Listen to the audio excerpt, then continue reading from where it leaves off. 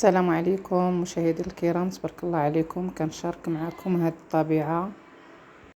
عجبتني هذه الطبيعه مشاهدي الكرام. كنا غاديين عند لوسي وعجبتني هذه الطبيعه بغيت نشاركها معكم وكنتمنى تعجبكم. تبارك الله عليكم. انا ندخل حتى لعند لوسي لواحد الجريده ونشارك معكم. تبارك الله عليكم، عواشركم مبروكه وعيدكم مبارك سعيد مسبقا.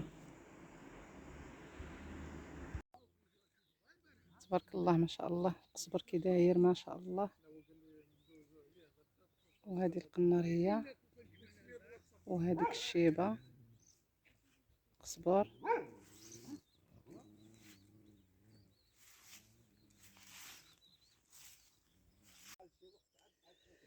شوفوا الشيبه تبارك الله عند لوسي. واحد جدير ديال القماريه تبارك الله شحال زوين. والشيبه غزاله ما شاء الله.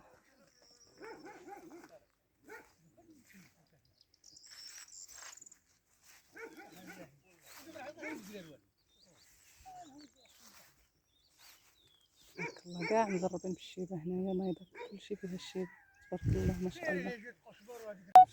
تبارك الله ما شاء الله. النعناع عند لوسي غزال. عنده البصله راها فين هي بحال الزيتونه. عنده القزبر هذا الصغيور تبارك الله.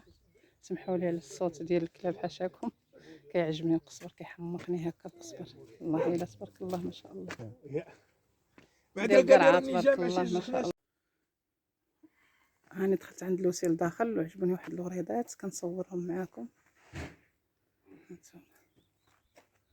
لا ما تنقيش القزبر، ما تنقيش، خليه بالطراب ديالو.